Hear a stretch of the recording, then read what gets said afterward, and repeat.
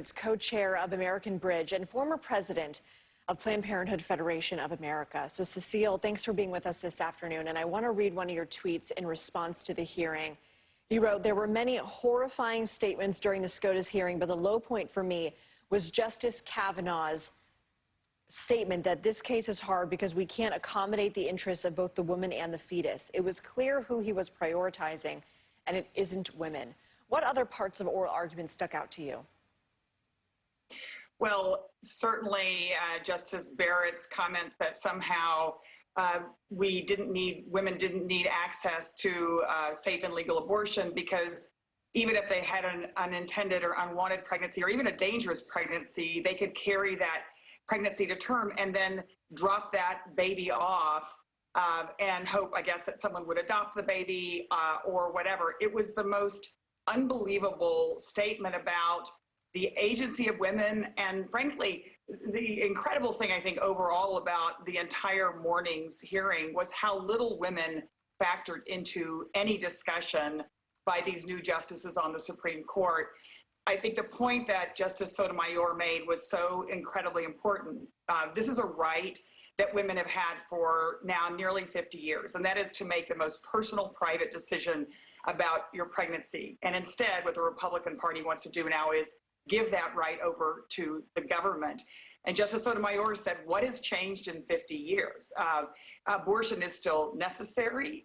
Women's rights are still necessary. Support in this country for women being able to make these decisions is still in existence. The only thing that's changed is 3 political appointees by Donald Trump onto the Supreme Court, and that's very disheartening. Well, let's listen to some sound from those conservative justices' confirmation hearings and their prior comments on Roe versus Wade. I would tell you that Roe versus Wade, decided in 1973, is a precedent in the United States Supreme Court. It has been reaffirmed, so a good judge will consider it as precedent of the United States Supreme Court, worthy as treatment of precedent like any other. As a judge, it is an important precedent of the Supreme Court. By it, I mean Roe v. Wade and Planned Parenthood versus Casey. Been reaffirmed many times. Casey is precedent on precedent. Roe is not a super precedent because calls for its overruling have never ceased, but that doesn't mean that Roe should be overruled. The presumption is that the court will follow its prior precedents. There needs to be a special justification for overruling a prior precedent. Those principles applied in the Casey case explain when cases should be revisited and when they should not. And it is settled as a precedent of the court, yes.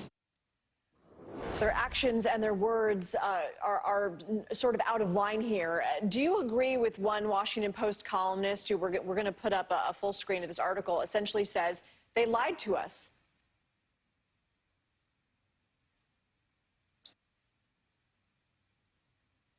Can you hear me, Cecile? I agree. There we go. Yes, I'm sorry. I thought you were going to put it up. And I see it there.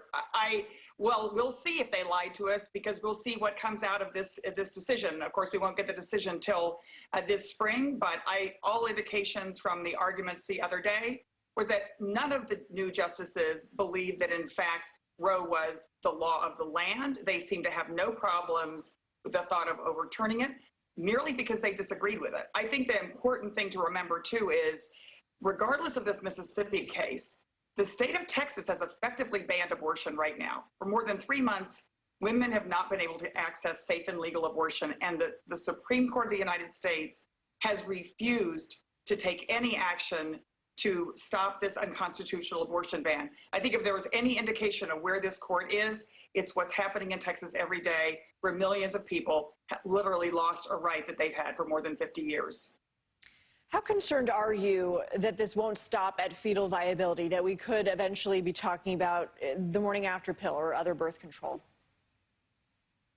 I think that Republicans have been committed to overturning Roe versus Wade and ending access to safe and legal abortion, and many of the same politicians that are doing this have done everything they could to block access to birth control and other women's health measures. I mean, that is the real rank hypocrisy of this, is that the 26 states that are poised to ban abortion, if in fact the Supreme Court rules in favor of this Mississippi law, these are states already where access to affordable health care for women, access to prenatal care, all the basic women's health care services are the worst. In fact, the state of Texas, again, where I say abortion is effectively not accessible anymore. It's not safe and legal.